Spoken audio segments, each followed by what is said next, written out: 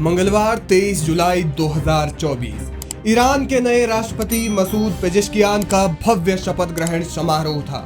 इस कार्यक्रम में दुनिया भर के तमाम नेताओं ने शिरकत की थी। भारत की ओर से कैबिनेट मंत्री नितिन गडकरी ईरान गए थे, साथ ही पीएम मोदी ने उन्हें बधाई भी दी थी। लेकिन दुनिया के तमाम बड़े नेताओं के साथ इस कार्यक्रम में हमास का पॉलिटिकल चीफ इस्माइल हानिया भी शामिल हुआ था, जिसकी कई तस्वीरें भी आई। इन तस्वीरों में हानिया मसूद पेजेश्कियान के साथ दिखाई दे रहा था। इसके अलावा इस्माइल हानिया ने ईरान के supreme leader Ayatollah Ali Khamenei के साथ भी मुलाकात की। लेकिन इस कार्यक्रम के खत्म होने की अगली ही रात को ईरान की राजधानी तेहरान में इजराइल ने कुछ और ही खेला कर दिया। पूरे इलाके में शांति थी। समय था रात के करीब 2 बजे। कार्यक्रम ठीक से समाप्त भी नहीं हुआ था कि तेहरान में एक ठिकाने पर एक मिसाइल गिरी। मिसाइल का टारगेट था वो ठिकाना जिसमें इस्माइल हानिया ठहरा हुआ था। एकदम सही निशाने पर मिसाइल गिरी और चंद सेकंड्स में सब कुछ नेस्तनाबूद हो गया। इस मिशन में इस्राइल का टारगेट इस्माइल हानिया मारा गया। कई मीडिया रिपोर्ट्स में इस्माइल हानिया जिस जगह रुका था उस ठिकाने को उड़ाने की खबर है, यानी कि एयर स्ट्राइक। वहीं कुछ रिपोर्ट्स में दावा किया जा रहा है कि इस्माइल हानिया को सर्जिकल स्ट्राइक के जरिए खत्म किया। बताया जा रहा है कि जब इस्माइल हानिया अपने बॉडीगार्ड के साथ कार्यक्रम से लौट रहा था, इस दौरान उसे गोलियों से छलनी कर दिया गया और तब तक मारा गया जब तक कि उसकी सांसें नहीं रुक जाती।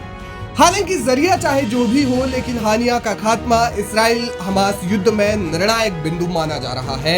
लेकिन सवाल यह है कि इस्राइल ने मेहमान के घर में घुसकर इस्माइल हानिया का खात्मा कैसे कर दिया।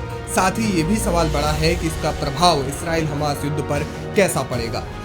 दावा किया जा रहा है कि इस हत्या में इस्राइल की खुफिया एजेंसी मोसाद का हाथ है। मोसाद और इस्राइल का सुरक्षा तंत्र सालों से इस्माइल हानिया के पीछे पड़ा था। 7 अक्टूबर 2023 को जब हमास ने इस्राइल पर ताबड़तोड़ 5000 रॉकेट हमले किए तो इसका पूरा प्लान भी हानिया ने ही बनाया था। इसके बाद इस्राइल हानिया के पीछे एक भूखे शेर की तरह पड़ गया। हानिया कतर में था, लेकिन ईरान के नए राष्ट्रपति मसूद पेजेश्कियान का जब शपथ ग्रहण समारोह था और इस शपथ ग्रहण में हानिया के आने की खबर मिली, तब माना जा रहा है कि मोसाद सक्रिय हुई और उन्होंने तेहरान में घुसकर हानिया को खत्म कर दिया। इस्राइल के किसी भी बड़े नेता ने इस बारे में कोई जानकारी नहीं दी है और ना ही उन्होंने हानिया के खात्मे की बात को कबूल किया है। लेकिन इस्राइल के धरोहर मंत्री अमिचाई एलियाहू ने एक बयान दिया जिससे ये स्पष्ट है कि इस हत्या के पीछे इस्राइल ही है। उन्होंने कहा, दुनिया से गंदगी साफ करने का यही तरीका है।